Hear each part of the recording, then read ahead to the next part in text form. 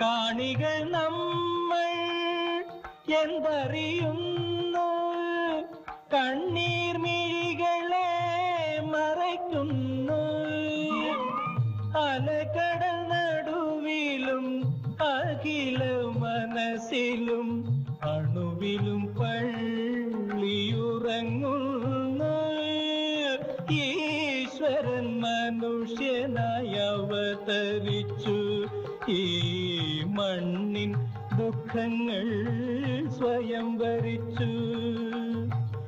ഇരവും പകലും കരയും കടലും ഇടചേർന്ന ജീവിത കളിയരങ്ങിൽ ഈശ്വരൻ മനുഷ്യനായി അവതരിച്ചു, ഈ മണ്ണിൻ ദുഃഖങ്ങൾ സ്വയം വരിച്ചു.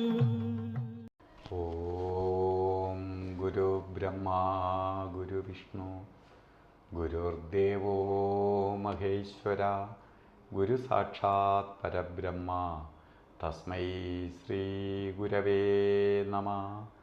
ഓം ചിന്താലേശായ പരമഗുരുവേ നമഃ. ഓം ചിന്താലേശായ പരമഗുരുവേ നമഃ. ഓം ചിന്താലേശായ പരമഗുരുവേ നമഃ. നമസ്കാരം. ചിന്താലയ ഗുരു വിഷ്വൽ മീഡിയയുടെ പുതിയ ഒരു എപ്പിസോഡിലേക്ക് എല്ലാ മാന്യപ്രേക്ഷകർക്കും സുസ്വാഗതം. ഭഗവാൻ ചിന്താലേശൻ്റെ പരമഭക്തന്മാരിൽ നിന്ന് അനുഭവ കഥകൾ മറ്റ് ഭക്തർക്ക് കൂടി മനസ്സിലാകത്തക്ക രീതിയിൽ ഈ ചാനലിലൂടെ അവതരിപ്പിച്ച് വരികയാണ്. ഇപ്പോൾ ഓരോരുത്തരുടെ ഭഗവാന്റെ ഇപ്പോൾ എത്രയോ എപ്പിസോഡായി പറഞ്ഞാലും തീരാത്ത അനുഭവ കഥകൾ ഉള്ള മഹാ അത്ഭുതത്തിൻ്റെ ഉറവിടമായിരുന്നു ഭഗവാൻ ചിന്താലേശൻ. ഓരോ എപ്പിസോഡ് കേൾക്കുമ്പോഴും പുതിയ പുതിയ അനുഭവങ്ങളിലൂടെയാണ് നമ്മൾ മുന്നോട്ട് പോയിക്കൊണ്ടിരിക്കുന്നത്. ഇന്ന് നമുക്ക് അതിഥിയായി വന്നിരിക്കുന്നത് ശിവരാജപിള്ള. അദ്ദേഹത്തിനെ എല്ലാവർക്കും അറിയാം. കഴിഞ്ഞ 38 വർഷമായിട്ട് പ്രത്യേകിച്ച് കള്ളിക്കാട് അധ്യാത്മചിന്താലയ ആശ്രമവുമായി ബന്ധപ്പെട്ട് എല്ലാ ആശ്രമങ്ങളിലും 38 വർഷമായിട്ട് ഭഗവാനുമായിട്ട് അടുത്ത ബന്ധമുള്ള ആളാണ്. കുറ്റിച്ചലിനടുത്ത് കാരിയോട് എന്ന് പറഞ്ഞ സ്ഥലത്താണ് അദ്ദേഹത്തിൻ്റെ താമസം. അദ്ദേഹം ട്രാൻസ്പോർട്ടിലായിരുന്നു. വളരെ കാലം കണ്ടക്ടറായിട്ടും അതുപോലെ ചെക്കിംഗ് ഇൻസ്പെക്ടറായിട്ട് റിട്ടയർഡായ ആളാണ് നമുക്കിന്ന് അതിഥിയായി വന്നിരിക്കുന്നത്. അദ്ദേഹം ഭഗവാനെക്കുറിച്ചുള്ള അനുഭവങ്ങൾ അദ്ദേഹം തന്നെ പങ്കുവയ്ക്കും. നമസ്കാരം. ഭഗവാന്റെ ഈ ചാനലിലേക്ക് എന്നെ സ്വാഗതം ചെയ്യുന്നു. അതുപോലെ ഭഗവാന്റെ അനുഭവങ്ങളും കാര്യങ്ങളും പ്രേക്ഷകർക്ക് വേണ്ടി പങ്കുവയ്ക്കണം. ഓം ചിന്താലേശായ നമഃ. ഓം സദ്ഗുരുവേ നമഃ. ഭഗവാൻ ചിന്താലേശൻ്റെ പാതാരബിന്ദങ്ങളിൽ പ്രണാമം അർപ്പിച്ചുകൊണ്ട് എൻ്റെ എളിയ അനുഭവങ്ങൾ ഇവിടെ സമർപ്പിക്കുകയാണ്. കുറ്റിച്ചൽ കാരിയോടുള്ള എൻ്റെ ഭവനം ഭഗവാന്റെ പാദസ്പർശത്താൽ അനുഗ്രഹീതമാണ്. അദ്ദേഹമാണ് എൻ്റെ വീട് വച്ചതിന് ശേഷം പാലുകാച്ചും കഴിഞ്ഞ് അദ്ദേഹം ഒരു ദിവസം വീട്ടിൽ വന്ന് പൂജാമുറിയിൽ ദീപം തെളിയിച്ചു തന്നു. ഏകദേശം 38 വർഷത്തിന് മുമ്പാണ് ഞാൻ കള്ളിക്കാട് ആശ്രമത്തിലെത്തുന്നത്. KSRTCയിൽ കണ്ടക്ടറായിട്ട് ജോലി ചെയ്തിരുന്ന അവസരത്തിൽ ഭഗവാനെക്കുറിച്ചുള്ള ഒരുപാട് കാര്യങ്ങൾ ഞാൻ കേട്ടറിഞ്ഞിട്ടുണ്ട്. ആ കാലത്ത് കള്ളിക്കാട് ഒരു ആലയിൽ ഒരു സ്വാമിജി കത്തിരാവി ജീവിച്ചുകൊണ്ടിരിക്കുകയാണ്. സിദ്ധനാണ്,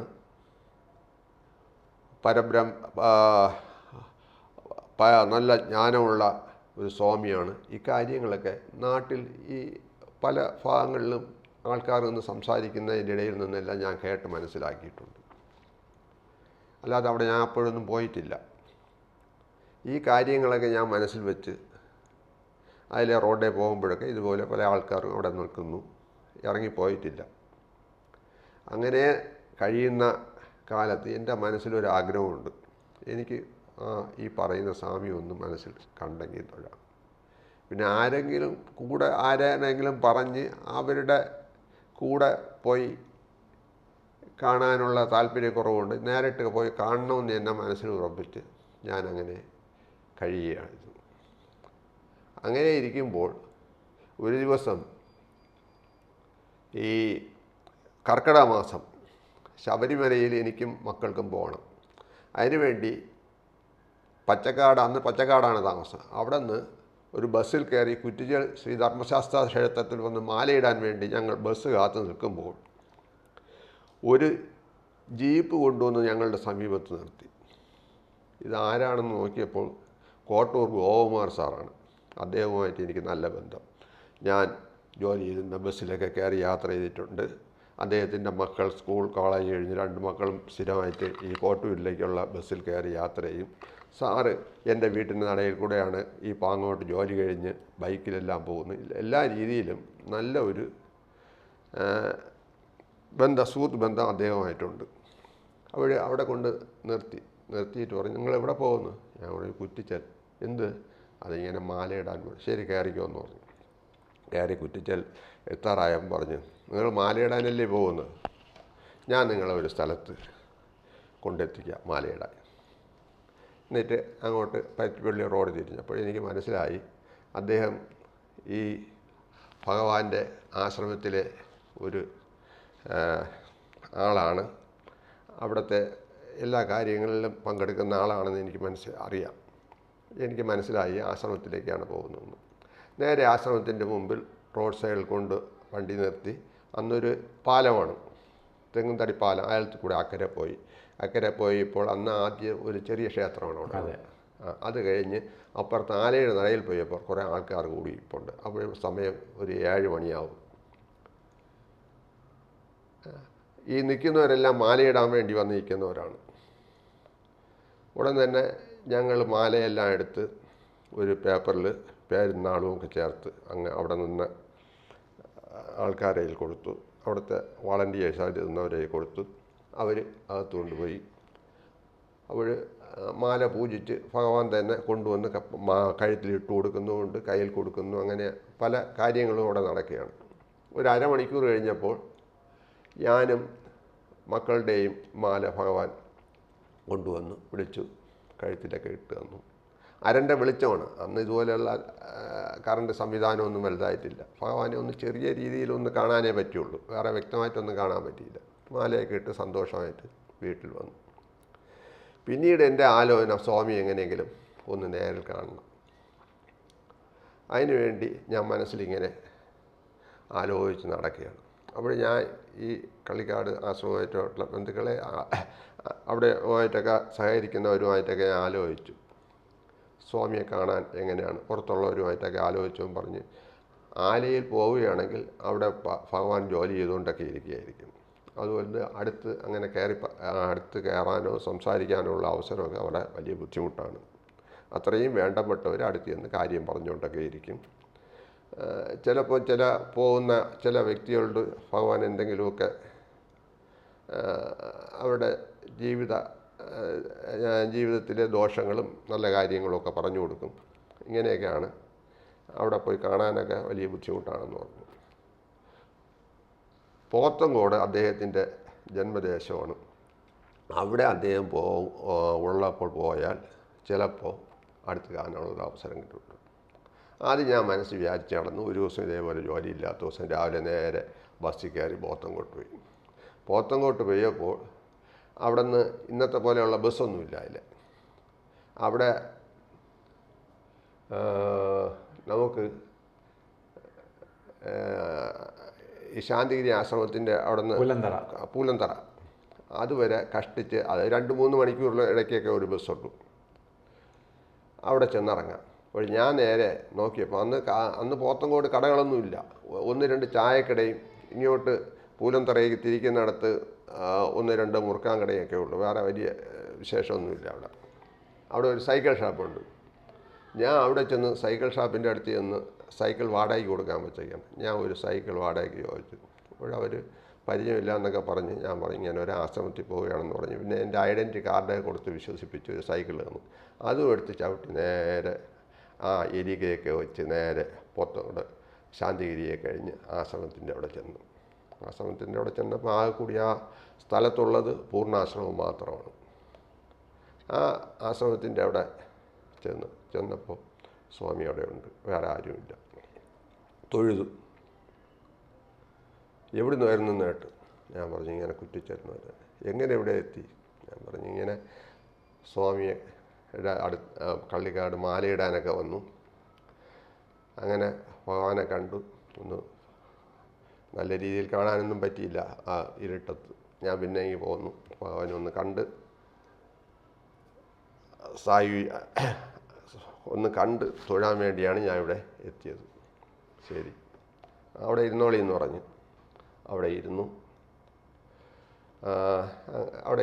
ഞാൻ കുറേ സമയം ഇരുന്നു. അദ്ദേഹം അങ്ങനെ ഇരുന്നു. ഇങ്ങനെ മുകളിലോട്ട് അദ്ദേഹം നോക്കി ധ്യാനിച്ചൊക്കെ ഒരു അരമണിക്കൂർ ഇരുന്നു. അത് കഴിഞ്ഞിട്ട് എവിടെ ജോലി ചെയ്യണ്? ഞാൻ പറഞ്ഞതുപോലെ ട്രാൻസ്പോർട്ടിലാണ്. അതിലെ ബസ്സിലൊക്കെ ഞാൻ ആശ്രമത്തിൻ്റെ ഇടയിൽ കൂടെയൊക്കെ പോകും. അപ്പോഴും ശ്രദ്ധിച്ചിട്ടുണ്ട് ഭഗവാനെ കാണണമെന്ന്. അപ്പോഴേ എനിക്ക് മനസ്സിലൊരാഗ്രഹമൊക്കെ ഉണ്ട്. അങ്ങനെ ഞാൻ ഇവിടെ എത്തിയതാണ്. ശരി, സൈക്കിളൊക്കെ എടുത്തോണ്ടല്ലേ വന്നേ, ഇനിയിപ്പം ഇവിടെ ഇരിക്കണ്ട, അതിനൊക്കെ പൈസയെ കൂടും, നിങ്ങൾ പൊയ്ക്കോളി എന്ന് പറഞ്ഞ് കുറച്ച് ബിസ്ക്കറ്റും ഒക്കെ എടുത്തുനിന്ന് വെള്ളമൊക്കെ തന്നു. കണ്ട ആ സന്തോഷം കൊണ്ട് ജീവിതത്തിൽ ഉണ്ടായ ഭാഗ്യം ആലോചിച്ച് ഞാൻ അവിടെ എണീറ്റു. നേരെ സൈക്കിൾ പോത്തങ്കോട്ട് വന്ന് അതെല്ലാം കൊടുത്ത് വന്നു. പിന്നീട് ഞാൻ ഇടയ്ക്കിടയ്ക്ക് കള്ളിക്കാട്ട് വരും. പ്രത്യേകിച്ച് 1-ാം തീയതിയൊക്കെ കൈനീട്ടം കൊടുപ്പിനൊക്കെ വരും. കൈനീട്ടം കൊടുപ്പിന് വരുമ്പോൾ കൈനീട്ടമൊക്കെ വാങ്ങിച്ചിട്ട് അവിടെ കറങ്ങി നിൽക്കും. അപ്പോൾ ഉച്ചയ്ക്ക് അന്നദാനത്തിനുള്ള ആഹാരങ്ങളൊക്കെ പാചകം ചെയ്യാൻ വേണ്ടി അവിടെ എല്ലാവരും അരിഞ്ഞുകൊണ്ടൊക്കെ ഇരിക്കുകയായിരിക്കും. അതിൽ കൂടിയൊക്കെ പങ്കെടുത്ത് അവിടെ നിൽക്കും. എന്നിട്ട് ഉച്ചയ്ക്ക് ആഹാരം വിളമ്പും. എവിടെയാണ് വിളമ്പുന്നത്? റോഡ് സൈഡിൽ. അവിടെ നിന്ന് ഏതാണ്ട് ചാനലിൻ്റെ അതുവരെ അപ്പോഴുണ്ടായിരുന്നു. പിന്നീട് കള്ളിക്കാട് വരെയൊക്കെ ആയി. അപ്പോഴൊക്കെ അതുവരെ ആൾ നിരത്തിയിരിക്കും. ആ കൂട്ടത്തിൽ കൂടെ ഇരുന്ന് കഴിക്കും. എന്നിട്ട് അത് കഴിഞ്ഞിട്ട് അവിടെ നിന്നൊക്കെ വിളമ്പിയൊക്കെ എടുത്തുമൊക്കെ അവിടെ കഴിയും. അത് കഴിഞ്ഞാണ് വീട്ടിൽ പോരുന്നത്. അങ്ങനെ ഈ അന്നദാനം എന്ന് പറയുന്ന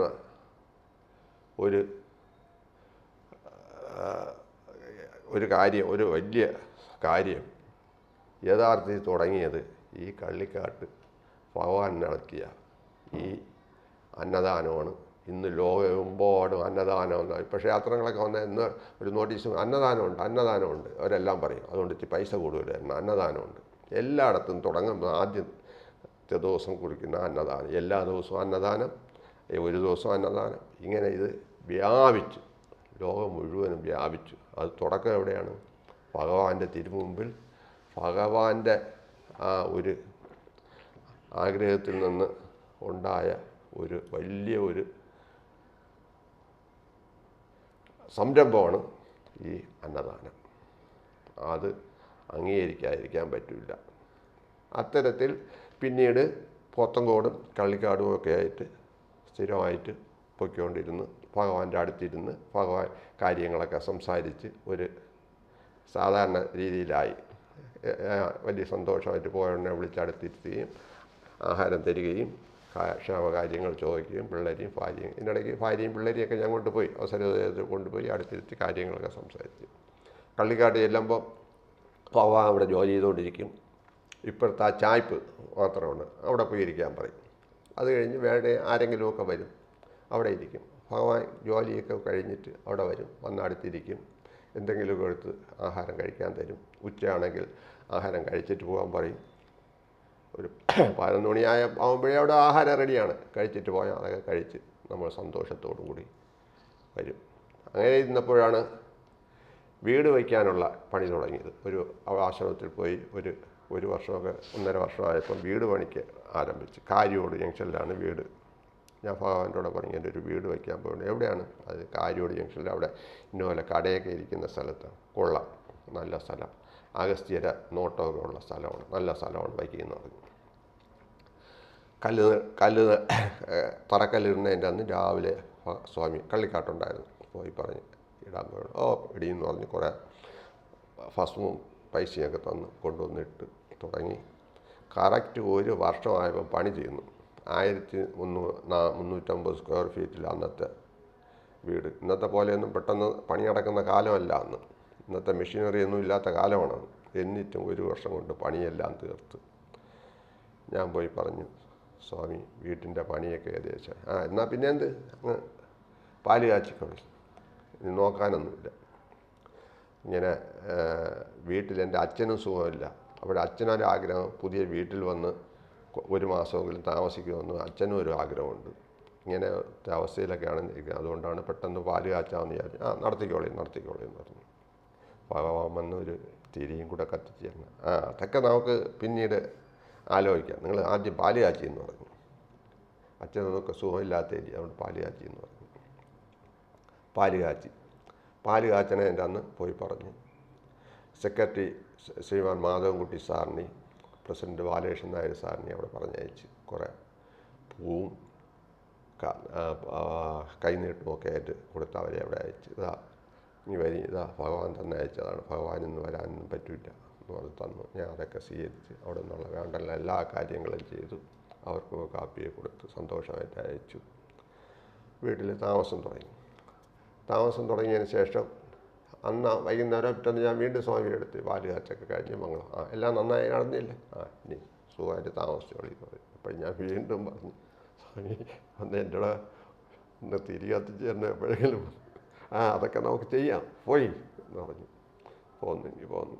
അത് കഴിഞ്ഞ് കറക്റ്റ് 1 മാസം കഴിഞ്ഞപ്പോൾ അച്ഛൻ മരിച്ചു. അത് കഴിഞ്ഞ് അതിൻ്റെ ചടങ്ങുകളൊക്കെ കഴിഞ്ഞ് 1 മാസം കഴിഞ്ഞപ്പോൾ ഞാൻ വീണ്ടും ആശ്രമത്തിൽ പോയി. എല്ലാം കഴിഞ്ഞാ നേട്ട് ഞാൻ പറഞ്ഞു, കഴിഞ്ഞു, ശരി.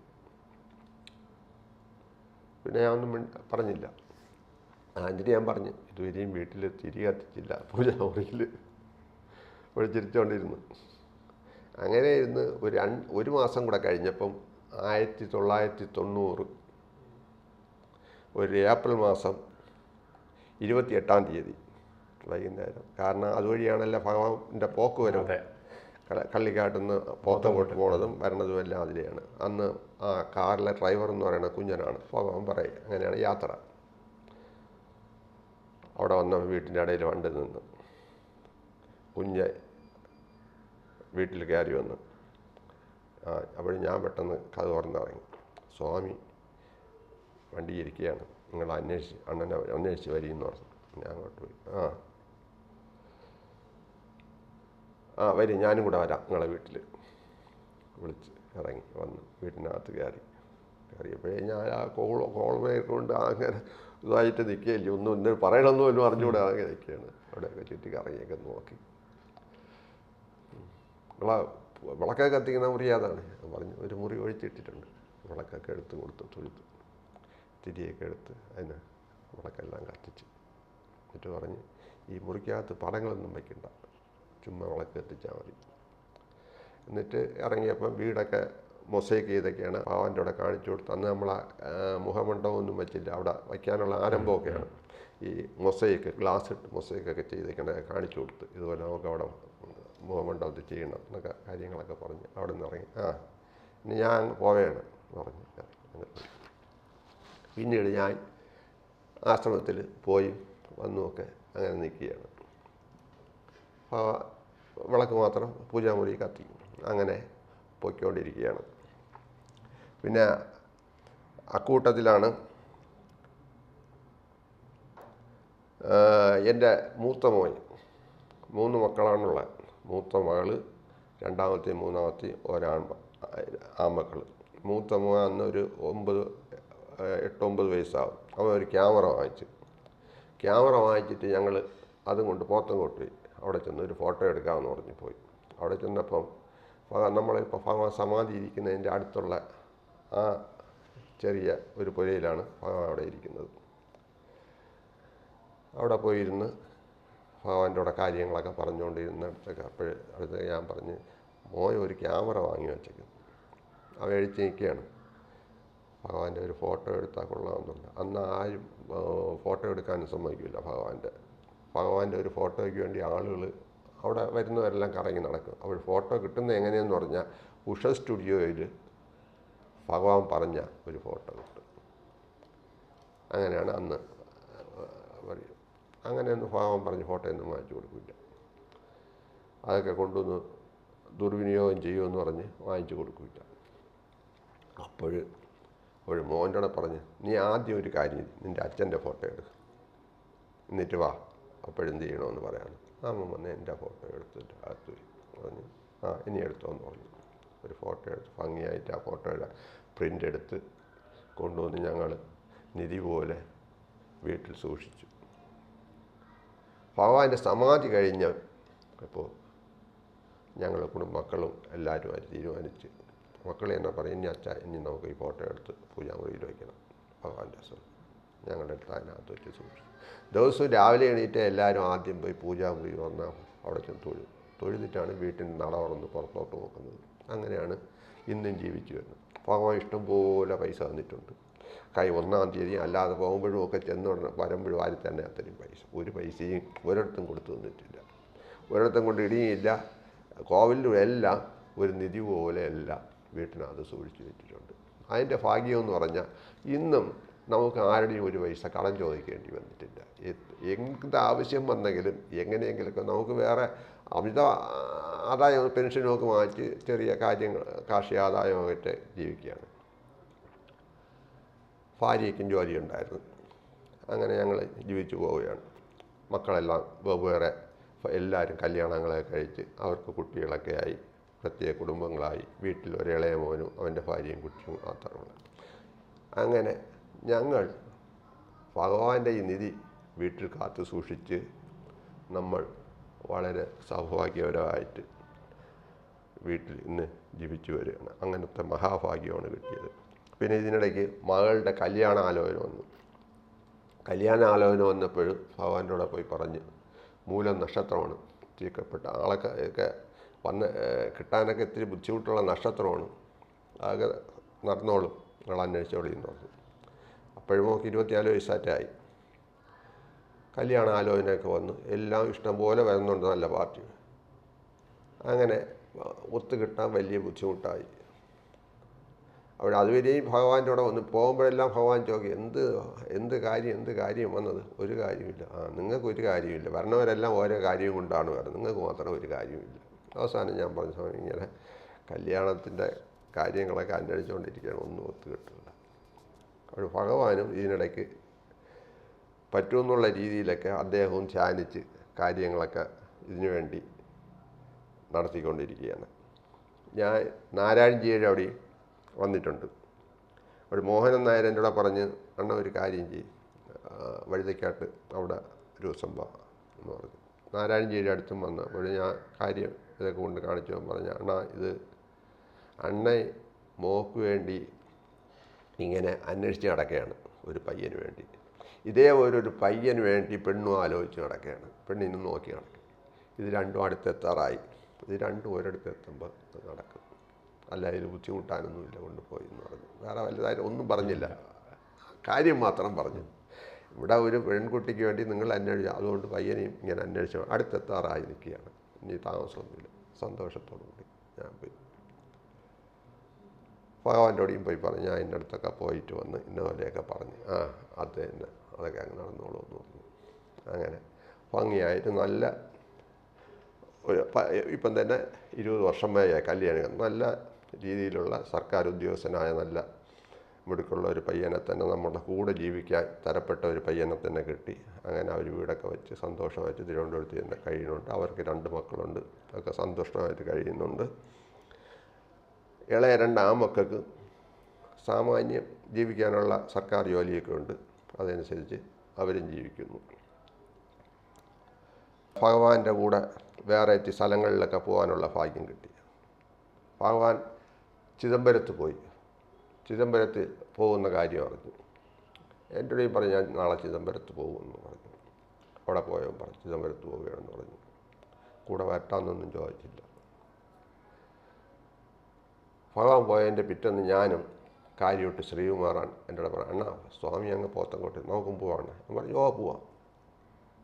പിറ്റേന്ന് രണ്ടുപേരും കൂടെ നേരെ വൈകുന്നേരം റെയിൽവേ സ്റ്റേഷനിൽ പോയി ട്രെയിൻ കയറി അവിടെ ചെന്ന് ഇറങ്ങി ബസ്സിൽ കയറി അവിടെ രാവിലെ എത്തി. അവിടെ ദീക്ഷിതരെ കല്യാണ മണ്ഡപത്തിലാണ് ഭഗവാൻ കഴിയുന്നത്. കൂടെ പോയ വിശ്വനാഥ് സാർ ഉൾപ്പെടെയുള്ള അവർ 4-5 പേരുണ്ട്. മറ്റേ കല്യാൺ ശശികുമാറൊക്കെ. അവിടെ ചെന്ന് നേരെ ഭഗവാന്റെ അടുത്ത് ചെന്ന്, നിങ്ങളിവിടെ എത്തി, നിങ്ങൾ എങ്ങനെ എത്തി? ട്രെയിനിൽ വന്ന്.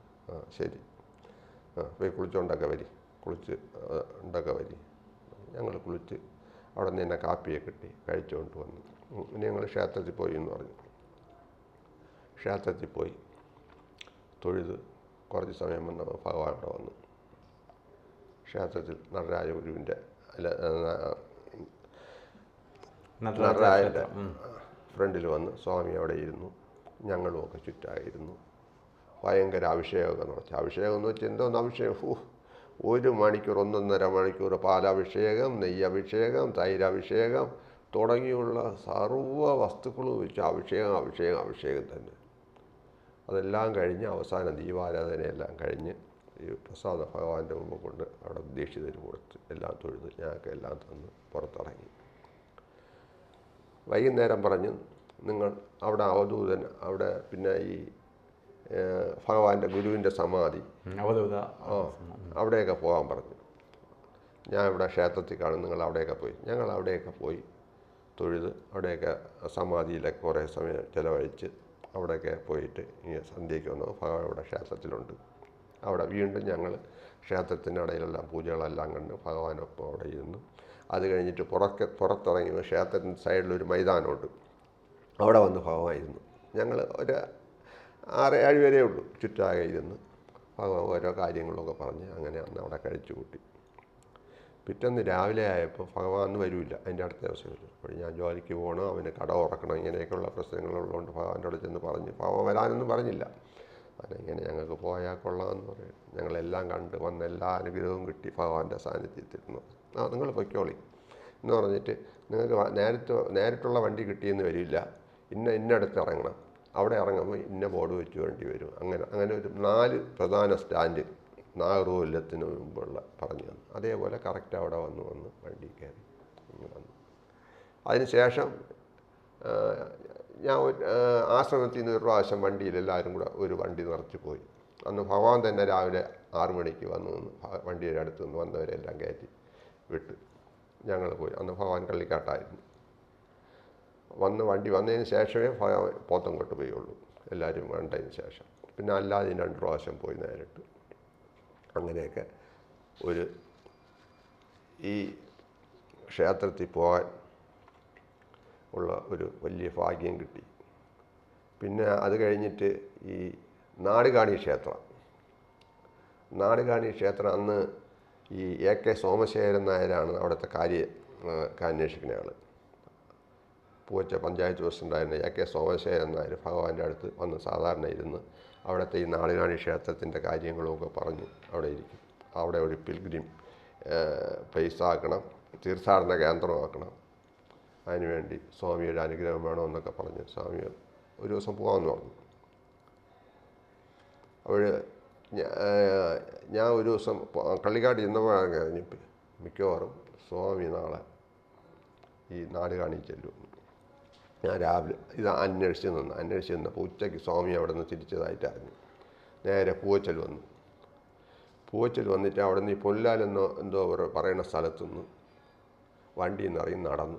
ഏതാണ്ട് ഒരു 2 മണിക്കൂർ നടന്നു. റബ്ബറിൻ്റെ ഇടയിൽ കൂടെ സൈക്കിൾ പോലും പോകാൻ നോക്കില്ല, അങ്ങനത്തെ ഇടുങ്ങിയ വഴി, അത്രയും തേരി അങ്ങറ്റം വരെ. അന്ന് ഈ ഇതിലെയൊന്നും ഈ കട്ടക്കോട് വഴിയുള്ള റോഡൊന്നും തെളിഞ്ഞിട്ടില്ല. ഇതിലെ 2 മണിക്കൂർ വരെ നടന്നു. ഒരു 10-15 പേര് വരും കൂടെ. ഭഗവാൻ മുമ്പ് നമ്മൾ പറയായിട്ട് നടന്നു. ഒറ്റയാരി അത്രയും ചവിട്ടി അങ്ങ് പോയി. അവിടെ ചെന്ന് ക്ഷേത്രം പണി തുടങ്ങിയതേ ഉള്ളൂ, ഒന്നും ആയില്ല. അവിടെ ചെന്ന് 1 മണിക്കൂർ വരെ അവിടെ ഇരുന്ന് വിശ്രമിച്ച് വെള്ളങ്ങളൊക്കെ കുടിച്ചുകൊണ്ട് തിരിച്ച് ഇറങ്ങി വന്നു. അങ്ങനെ പോയി.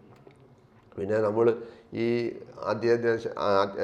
ആശ്രമത്തിലെ വാർഷികമൊക്കെ വരുമ്പോൾ അഹരണനാമം, അതേപോലെ തന്നെ കലശപൂജ, ഇതിലെല്ലാം മക്കളെല്ലാം പങ്കെടുക്കും. ഞാനും അഹരണനാമത്തിൽ പങ്കെടുക്കും. അപ്പോഴൊക്കെ എപ്പോഴും സ്വാമിയെ കണ്ടും അടുത്ത് വന്നു നിന്നും മക്കളെ പിടിച്ച് നിർത്തി ഫോട്ടോ എടുക്കും. ഒക്കെ വലിയ അനുഗ്രഹമാണ് കിട്ടിയിട്ടുള്ളത്. ഒരു ദിവസം രാവിലെ അതിരാവിലെ ഞങ്ങൾ കുളിച്ചുകൊണ്ടൊക്കെ അങ്ങനെ കാപ്പി കുടിക്കാൻ വന്നപ്പോൾ എന്നെയും 2 ആൺമക്കളെയും കൂടെ വിളിച്ച് ഒരു കാറിൽ കയറ്റി നേരെ കള്ളിക്കാട് ദേവീക്ഷേത്രത്തിൽ നടയിൽ ചെന്ന് തന്നിട്ട് ഒരു തിരിയും കുറേ പൈസ എടുത്ത് തന്നിട്ട് പറഞ്ഞു അവിടെ കൊണ്ട് നടയിൽ വെച്ചിട്ട് വരാൻ പറഞ്ഞു.